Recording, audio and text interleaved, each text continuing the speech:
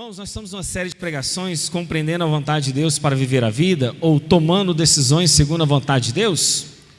E o que a gente tem feito aqui é pega um texto bíblico e a partir daquele texto bíblico nós desenvolvemos o assunto. A gente não faz uma exposição clássica verso a verso, mas a gente compreende a vontade de Deus no seu todo, de Gênesis a Apocalipse, abordando alguns textos bíblicos. E o texto de partida é exatamente o texto lido em tela, onde Paulo ora. E Paulo começa essa oração pedindo para que eles transbordem do pleno conhecimento da vontade de Deus. Portanto, se você quer uma oração conforme a vontade de Deus, se você quer orar conforme aquilo que é do agrado do Senhor, ore pedindo para você transbordar do conhecimento pleno dessa vontade. E nas 3 primeiras pregações que a gente já teve aqui dessa série, qual foi a ênfase? A ênfase é compreender uma vontade de Deus já revelada. Não é descobrir uma vontade nova, não é descobrir uma vontade de Deus que está oculta, não é descobrir uma vontade que Deus quer que você vá atrás e esquadrinhe ela. Não, Deus quer que você conheça a vontade de Deus. E ao conhecer essa vontade já revelada nas Escrituras, você deve compreender e praticar essa vontade. Esse é o que a gente chama de princípios gerais da palavra do Senhor. E quando Paulo ora isso, então, o objetivo é que a igreja de Colossos pudesse, na verdade, compreender e entender esse conhecimento. Um conhecimento que é um aprendizado não abstrato, mas prático e objetivo. Um conhecimento, na verdade, que era oposto àquela ideia do gnosticismo da época do qual Paulo conviveu com aquela seita herege. O contexto aqui dos Colossenses, irmãos, do gnosticismo, na verdade buscavam a ideia de gnose, de conhecimento, de um ápice, onde você seria um ser superior, exatamente por alcançar aquele conhecimento misterioso. É como se Paulo, na verdade, estivesse dizendo o seguinte: o pleno conhecimento da vontade de Deus está revelado nas Sagradas Escrituras, e ele é incomparavelmente superior, satisfatório e pleno. Se ele é pleno, nós não precisaríamos de mais nada além dele. E o conhecimento dessa vontade de Deus, irmãos, ele é fundamental, porque ela nos afasta desse tipo de heresia, desse tipo de filosofia, desse tipo de conhecimento que se opõe à palavra de Deus. O conhecimento pleno deve transbordar no coração do crente e renovar a sua vida. Portanto, Paulo começa o texto falando dessa oração. E essa oração envolvia o enchimento mais rico e profundo do conhecimento dessa vontade. Irmãos, isso é maravilhoso, você precisa disso. Você, na verdade, não precisa apenas dessa vontade, conhecer, compreender e praticar essa vontade, mas você também precisa de poder. Paulo fala disso em alguns aspectos do texto, quando ele diz, por exemplo, vocês serem transbordados do pleno conhecimento dessa vontade, nessa sabedoria e entendimento. Dessa maneira vocês vão viver de maneira digna para o Senhor, do seu inteiro agrado, frutificando, crescendo em toda boa obra, e assim vocês vão ser fortalecidos com todo o poder. Ou seja, você vai precisar do poder de Deus para conhecer essa vontade, compreender essa vontade, praticar essa vontade. Você vai necessitar do poder de Deus. E esse pedido, irmãos, é um pedido não qualquer, mas Paulo coloca ele num grau talvez de superlativo. Porque a palavra aqui no grego ser cheio significa controlado por. E o controlado por significa então que o cristão, quando ele conhece a vontade de Deus, quando ele está cheio dessa vontade, ele será controlado por essa vontade. Automaticamente ele vai cumprir essa vontade, porque é o desejo dele, ele está controlado por essa vontade, e isso ele há de agradar ao Senhor. Portanto, na hora da sua oração, você vai rogar a Deus para que o seu coração seja submetido a essa vontade e não a sua. Nós rogaremos a Deus para nos submeter a essa vontade de Deus, uma vontade já confirmada, revelada nas Sagradas Escrituras. Mas ele cita 2 aspectos dessa vontade, do qual nós somos controlados por ela e deveríamos ser e rogar para ser. Ele fala de sabedoria e entendimento espiritual. Depois ele fala dessa necessidade de conhecer essa plena vontade de Deus. Paulo então está nos ensinando 2 grandes caminhos, 2 grandes passos para o conhecimento dessa vontade. Sabedoria e entendimento espiritual, na verdade, vão ser os critérios para nos guiar nessa vontade. E o que Paulo pode dizer sobre sabedoria?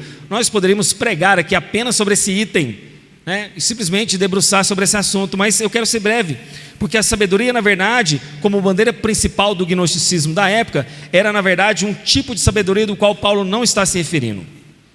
Paulo, na verdade, fala da sabedoria alcançada por meio do Espírito de Deus que habita em nós, da palavra revelada do Senhor. Paulo não está com aquela ideia de uma sabedoria misteriosa, alcançada por poucos, como os gnósticos entenderiam, mas ele na verdade refuta aquela ideia, dizendo que cristãos conhecem a sabedoria de Deus por meio do que, irmãos? Do temor ao Senhor, que é o princípio da sabedoria. Essa sabedoria é uma habilidade do qual Deus dá aos seus filhos a capacidade de atingir propósitos para a glória dele. Você deve ter sabedoria para glorificar a Deus em tudo que você fizer. Portanto, sabedoria nada mais é do que distinguir essa verdade, conhecer essa verdade e mergulhar nela. É isso que você precisa. Sabedoria. E há uma diferença entre sabedoria e conhecimento. Você pode ter conhecimento sobre determinado assunto, mas não ter sabedoria. Vou dar um exemplo. Há muitos anos atrás, um professor doutor da UFG, que morava, eu não sei exatamente o bairro, mas ele morava aqui em Goiânia, e ele acabou assassinando o seu vizinho por causa de uma questão de depósito de lixo na calçada.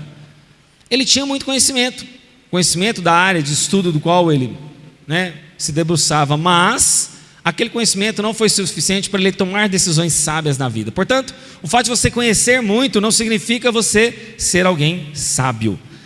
Mas ele também fala do entendimento espiritual. O texto diz, no final do verso 9, em toda sabedoria e entendimento espiritual. O que vem a ser o entendimento espiritual? A sabedoria se refere ao discernimento dessa verdade, mas o entendimento espiritual é a aplicação dessa verdade específica. O entendimento espiritual, na verdade, tem o propósito de a gente se tornar hábil na escola de Deus da vida. Irmãos, para que possamos andar desse modo digno do qual Paulo diz. E andar no modo digno é praticar essa vontade, essa plena vontade do qual nós devemos conhecer. É o trabalho do Espírito Santo no coração do ser humano. E aqui entra aquilo que a gente chama de depender de Deus. A dependência nossa do Senhor crescendo nessa sabedoria, nesse entendimento espiritual, do qual unicamente é provido pelo seu Espírito, que é o nosso professor, o nosso guia neste mundo. E dessa maneira então poderemos viver de modo digno do Senhor para o seu inteiro agrado, frutificando em toda obra e crescendo no conhecimento de Deus. Irmãos, qual que é o propósito então de tudo isso?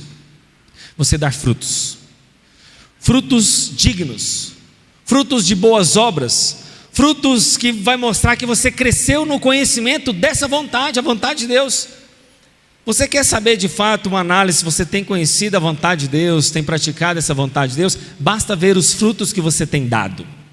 Os frutos que mostram, na verdade, se você tem caminhado nessa sabedoria, entendimento, poder e conhecimento.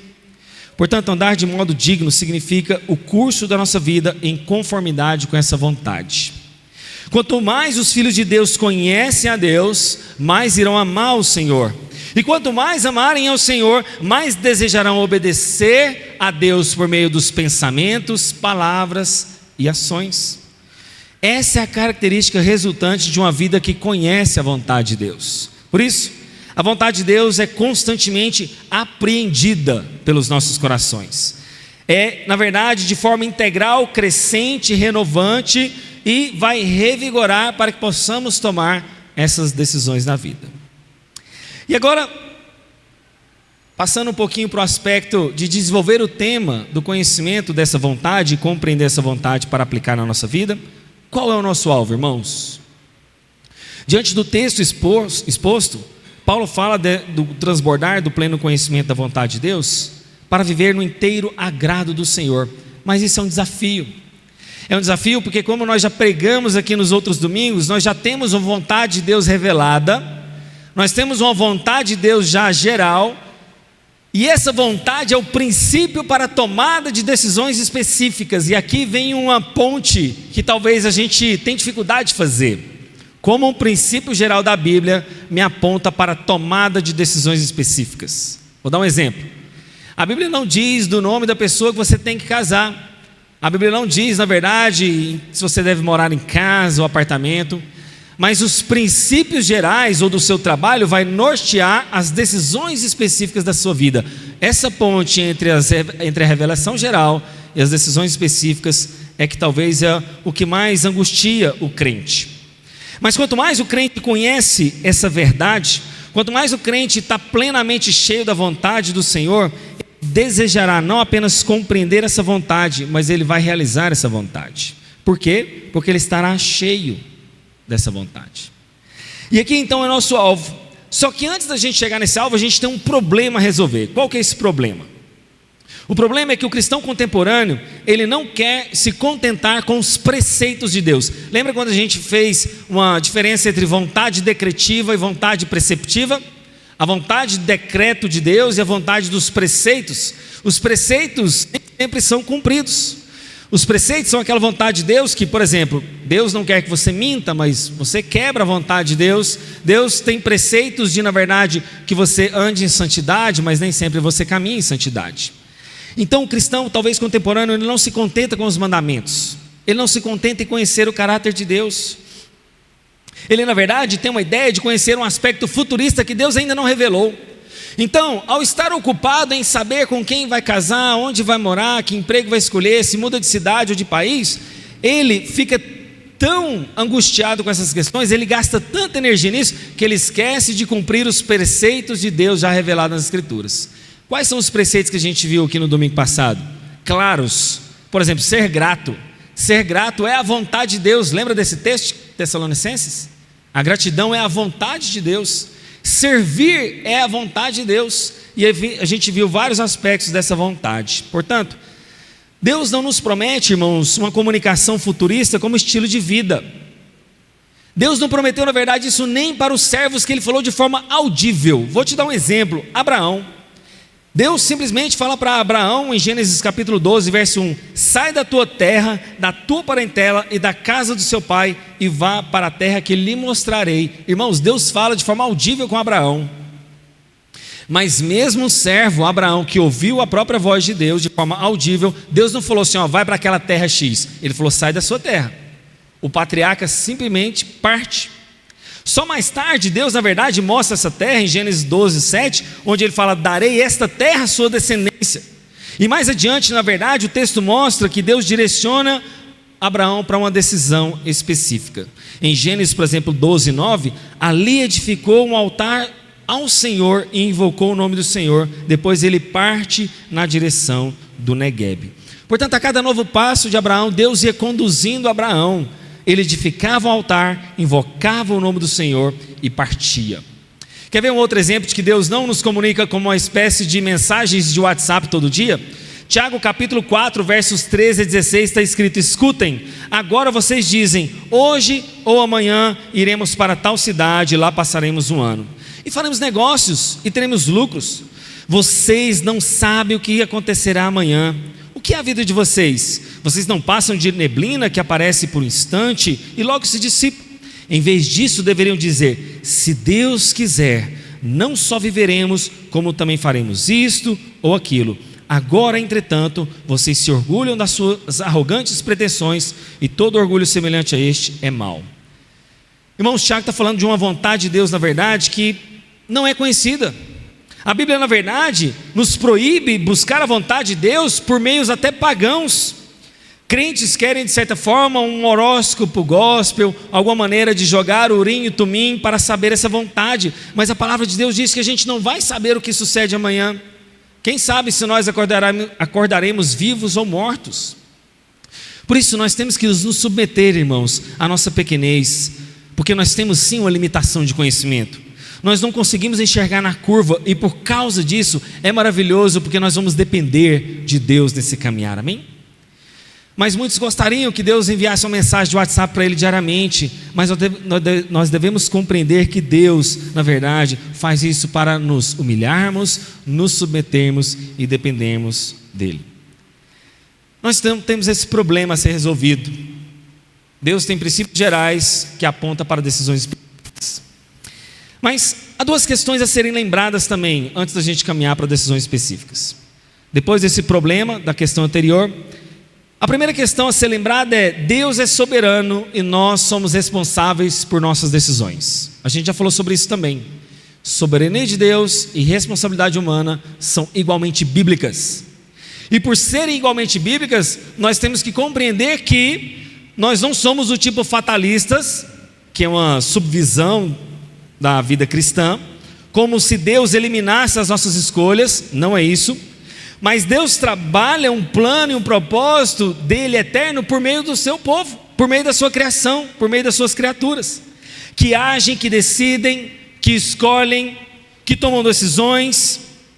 Portanto, Deus dá o que a gente chama de livre agência. É claro, nós já explicamos isso para vocês também, a livre agência dentro da esfera pecaminosa, daqueles que já são livres do pecado. Mas na verdade é que Deus faz com que o seu plano eterno se cumpra, porque Ele é eterno, Ele é grandioso, mas isso tudo coopera com as decisões também da sua criação. A primeira coisa então é soberania de Deus e responsabilidade humana. A segunda coisa que eu quero que você lembre, como a gente pregou em algumas pregações passadas, é que nós temos a expectativa de que ao fazer a vontade de Deus, nós teremos uma vida perfeita e reta. Mas nós vimos que ao fazer a vontade de Deus, nós poderemos sofrer. Lembra disso? Jesus cumpre plenamente a vontade de Deus e Ele sofre. Os apóstolos estão fazendo a vontade de Deus e sofrem. Portanto, nós imaginamos que ao fazer a vontade de Deus, nós teremos uma vida como de um filme, perfeita, onde vamos compreender a vontade de Deus e nós não teremos problema nenhum. Mas não é assim, irmãos. A nossa satisfação não está no nosso agir, na nossa decisão. A nossa plena satisfação é somente em Cristo Jesus. E aqui vem um alívio, em meio a um problema a ser resolvido, a duas questões a serem lembradas.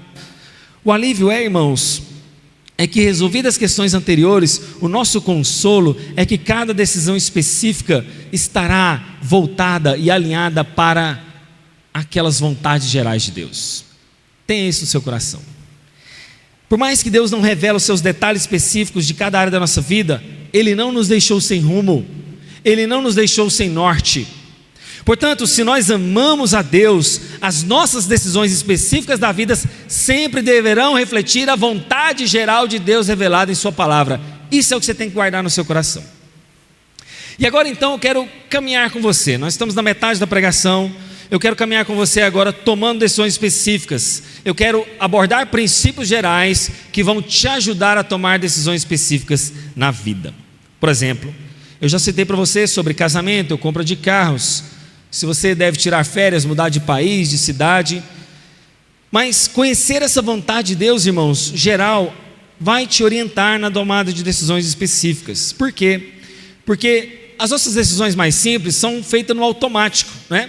Você não fica pensando assim, vou abrir a porta do carro para a glória de Deus ou não, vou abrir os olhos agora, se é que eu vou fazer isso ou aquilo. Você faz algumas coisas de forma automática.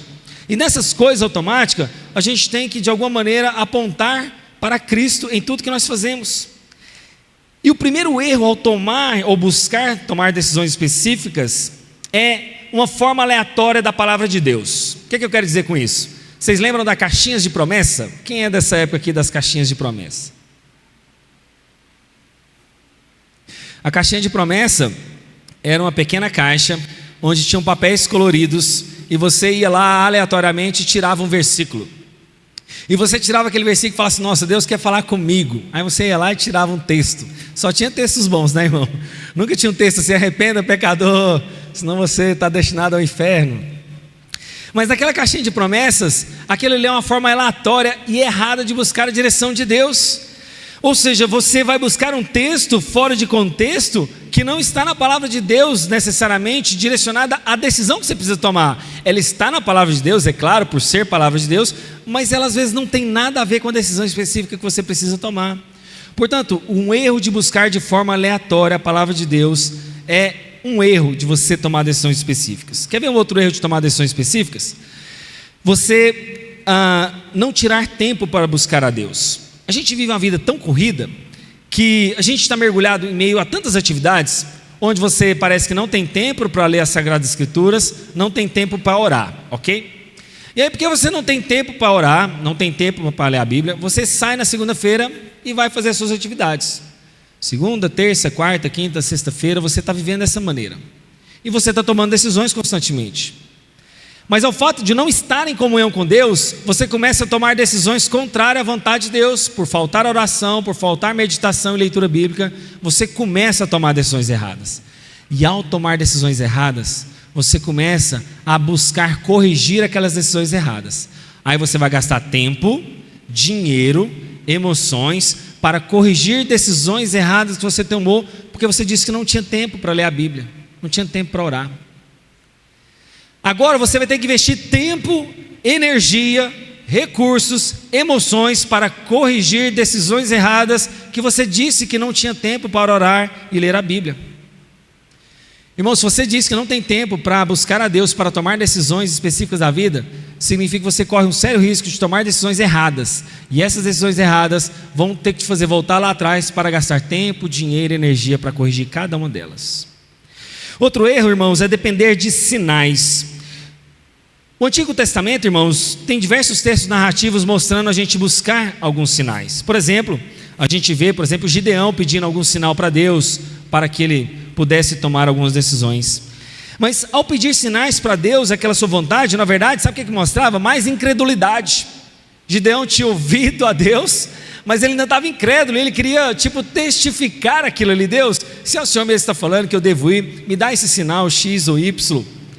Mas na verdade, irmãos, andar por meio de sinais mostra na verdade mais incredulidade do nosso coração do que uma dependência do Senhor. A maneira como Deus falava ao seu povo no Antigo Testamento é diferente como Ele fala por meio da igreja neotestamentária. Não vemos, por exemplo, no Novo Testamento, nenhuma passagem ou os apóstolos encorajando o crente a descobrir a vontade de Deus dessa maneira. Eu entendo talvez que nós temos esse desejo, de sinais. Deus, me mostra se aquele é a tua vontade de alguma maneira, mas cuidado. Cuidado, porque eu já vi muitas pessoas pedindo sinais para que as coisas acontecessem, ou para que eles tomassem decisões, se fulana de tal deveria ser esposa, Por exemplo, Deus, se aquela irmã levantar agora para beber água, ela é a minha esposa, Me dá um sinal de que ela é minha esposa, que aí eu vou no banheiro e ela vai também junto comigo. Cuidado para você ser guiado desta maneira. E por fim, há um erro de transformar a experiência de outros como regra de fé e prática para nós. Irmãos, a nossa regra de fé é as Sagradas Escrituras. Eu não estou negando que Deus possa usar meios extraordinários, Mas eu vejo que pessoas usam suas experiências para viver uma forma de padrão. E aí de repente você ouve uma experiência bonita de alguém que escolheu uma outra pessoa, misticamente, porque ele se casou com ela. E você acha aquela história tão bonita, você fala assim, eu quero que seja assim também comigo, Deus. Aquele rapaz sonhou daquela maneira, aquela experiência foi maravilhosa, Deus confirmou. E aí você pega a experiência de alguém e quer aplicar na sua vida como um Ctrl-C, Ctrl-V, um copia e cola. Cuidado, irmãos. Para essas pessoas pode ter dado certo, mas eu conheço muita confusão no cenário evangélico, de pessoas que decidiram casar-se, mudar-se, trocar de carro, comprar casa, ir para outro país. Muita confusão no cenário evangélico, principalmente por causa da experiência de outras pessoas. Isso leva ao último erro de depender de intermediários. Você já viu pessoas que na verdade não tomam decisão se a profeta fulana de tal não falar com ele? Já viu pessoas que não tomam decisão se ele não ouvir uma palavra de um determinado fulano de tal? Pois é, irmãos, cuidado, o véu já foi rasgado, nós não precisamos de nenhum intermediário entre nós e Deus. Cristo é o intercessor, o intermediário, aquele pelo qual fala até nós junto ao Pai. Portanto, não seja conduzido e dependente de outras pessoas como intermediárias para que Deus fale a sua vida. Diante de tudo isso, vamos caminhar então e trilhar, caminhando já do meio para o final, para a compreensão de tomada de decisões específicas na vida. Amém? Primeiro aspecto que eu quero ver com você nessa caminhada de tomar decisões específicas, segundo os princípios gerais da palavra de Deus, é aquilo que me é lícito. Em 1 Coríntios 6, 12 e 1 Coríntios 10, 23, Paulo dá um caminho de avaliação do que é lícito. Portanto, qualquer decisão que você vai tomar na vida, passa para aquilo que a gente chama de licitude. Isso é ilícito ou é lícito? Isto é moral ou imoral? Isso está de acordo com a palavra de Deus ou não? O primeiro crivo então é o da avaliação, vem a ver com aquilo que é lícito. E se é lícito, isso também me convém? O próprio texto desses de Corinto fala exatamente sobre isso. Isso pode até ser algo, que é lícito, mas será que de fato, irmãos, isso convém? Isso edifica?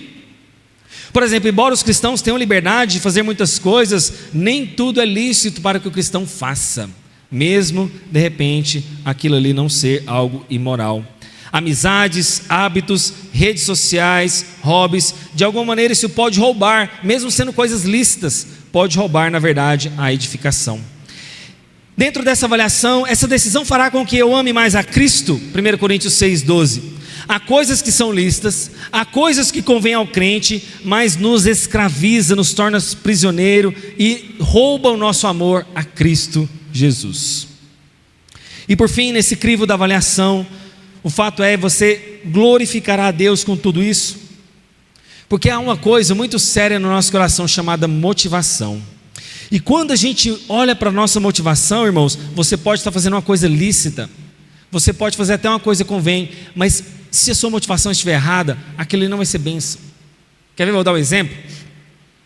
Você pensa em abrir uma empresa, aí você hoje é funcionário, aí você pensa, Senhor, será que é da tua vontade eu abrir uma empresa ou não? Será que é? E aí, dentro do crivo da avaliação, qual é a sua motivação para ter uma empresa? Certa vez eu estava conversando com um crente, e ele dizia assim, não, eu quero abrir uma empresa porque eu não aguento mais ser submisso ao meu chefe, eu quero mandar.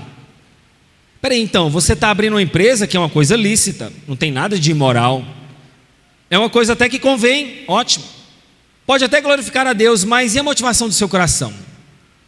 Você está com a motivação errada, por causa da sua insubmissão, você quer abrir uma empresa, porque você não consegue ser submisso a ninguém, você quer mandar em si, mandar nos outros, você de repente está abrindo uma empresa com uma motivação que é errada. Portanto, avalie a sua motivação, se ela está correta ou não. Esse também passa pelo crivo da avaliação. Quer ver um outro crivo, por exemplo, de mudança de país, de cidade, de estado? De repente você pergunta, Deus, será que é a tua vontade que eu mude de país, de cidade ou estado? Irmãos, qual é a sua causa primária? É única e exclusivamente a financeira? Ou você já avaliou outras questões, como por exemplo, relacionamentos intrapessoais? Você já fez do crivo da avaliação, por exemplo, se você vai ter uma igreja saudável para frequentar naquele lugar? Na prática, aquele lugar vai fazer com que você sirva melhor a outras pessoas? Enfim, quais são os outros critérios para avaliar essa decisão? O segundo caminho nós já exaustivamente pregamos aqui, mas nunca é tarde para retomá-lo, que é o caminho da meditação na palavra. Nós falamos em ler as escrituras, conhecer essa vontade revelada, mas nós precisamos ruminar esse texto, nós precisamos meditar sobre ele. Este é o caminho. Caminho da avaliação, caminho da meditação na palavra. Terceiro caminho, o caminho de uma vida sincera de oração. Irmãos, os salmos têm constante direção para orarmos. Paulo orava em favor das igrejas. Nós devemos orar de forma sincera, nos submetendo ao ensino da palavra. Por quê? Porque lá no fundo a gente quer a nossa vontade. Lá no fundo, de alguma maneira, a gente quer persuadir, vou colocar com muitas aspas, que possamos convencer a Deus em oração para que Deus mude a vontade dEle e nós façamos a nossa vontade. Irmãos, se você vai orar, ore submisso à vontade de Deus. Ore plenamente disposto a obedecer essa vontade. Ore, na verdade, tendo a certeza de que aquilo que Deus te direcionar, é isso que você fará. Portanto, essa submissão envolve a oração. Certa vez um pregador falou o seguinte para alguma pessoa, A pessoa, na verdade, disse pregador, pregador, eu tenho uma dependência de Deus. Eu dependo do Senhor. Ele falou, é mesmo? Quanto tempo você passa em oração? O tempo que mostra que a gente gasta com Deus mostra o nível de dependência que a gente tem para com o Senhor. Caminho da avaliação, caminho da meditação, caminho da oração, caminho da espera. O quarto caminho que eu quero meditar com vocês para a tomada de decisões específicas é o quão rico é esperar no Senhor. Isaías capítulo 40, verso 31 mostra: aqueles que esperam no Senhor renovam as suas forças, voam alto como as águias, correm e não ficam exaustos, andam e não se cansam. Lamentações 3:25, o Senhor é bom para aqueles que nele esperam. Irmãos, saber esperar é fundamental. A dúvida é inata ao homem. Todos nós temos dúvidas, irmãos. Será que eu vou de carro para a igreja ou pego um Uber? Será que eu visto essa cor dessa gravata, esse terno? Será que eu tomo lanche no café da manhã da esquina, naquela padaria? Constantemente a gente tem dúvidas, isso é inato ao ser humano. Mas há dúvidas que não são saudáveis. Há dúvidas que insistem, persistem, incomodam e roubam-lhe a paz. Há dúvidas, na verdade, que permanecem. Portanto, se essas dúvidas estão sendo crescentes, é um sinal de que você deve esperar mais um pouco. Não decida, não tome decisões, aguarde um pouco mais no Senhor. Porque se a dúvida lhe rouba a paz, se a dúvida tem tirado, na verdade, a sua convicção de decisão, espere o próximo passo, seja prudente, tenha cautela, não permite que a correria do dia a dia e essas decisões te apertem. Calma, espere que as coisas clareiem um pouco mais.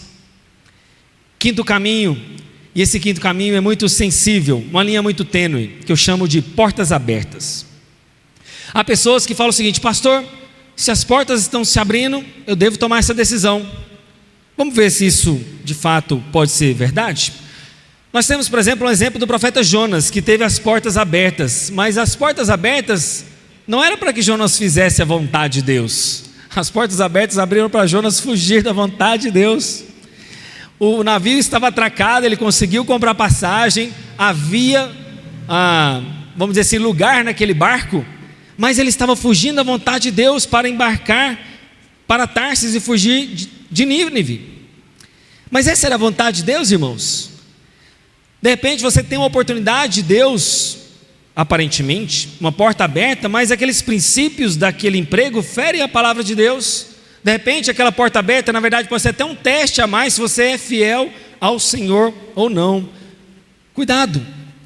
Ao mesmo tempo também que as portas podem se abrir ou fechar, como um exemplo, de portas que se fecharam, como por exemplo, o texto de Atos capítulo 16, versos 6 e 7, quando ele diz: e percorreram a região frígio-galática, tendo sido impedidos pelo Espírito Santo de pregar a palavra na província da Ásia.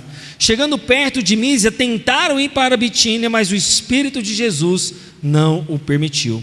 Nesse caso, o próprio Espírito impediu eles de irem até aquele lugar. Portanto, irmãos, essa na verdade é uma linha muito fina. Portanto, cuidado, cautela em relação a essa questão de portas abertas. Por fim, o caminho dos dons e talentos, o sexto e último passo e caminho que nós percorremos essa noite.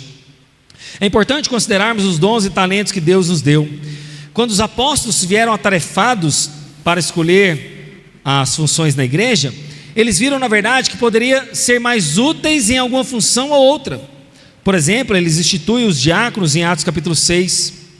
Na verdade, isso mostra que eles estavam focados em fazer aquilo que ele fazia de melhor, aquilo que era prioritário. Irmãos, 1 Pedro 4,11 diz o seguinte: se alguém falar, fale segundo as palavras de Deus. Se alguém administrar, administre segundo o poder de Deus dá, para que em tudo Deus seja glorificado por Cristo Jesus. Irmãos, Deus deu dons, talentos, habilidades para cada um de nós. Deus escolheu, por exemplo, artesãos habilidosos para a construção do tabernáculo, conforme Êxodo capítulo 31, versos de 1 a 6. Você, na verdade, tem dons, talentos, habilidades, e de repente esse é um caminho que você pode pensar em percorrer. Mas como isso é atestado? Isso é atestado de forma objetiva. Você vai ver que você faz aquele trabalho bem feito, você vai ver que você glorifica a Deus naquilo, você vai ver que você tem alegria em fazer determinada situação. Vou dar um exemplo aqui, por exemplo, de quem é seminarista, A pessoa deseja servir a Deus de tempo integral na obra do Senhor. E aí ele fala assim: pastor, subjetivamente ele diz, eu quero servir a Deus de tempo integral. Mas por que, irmão? Deus falou comigo, Tem sempre essa expressão.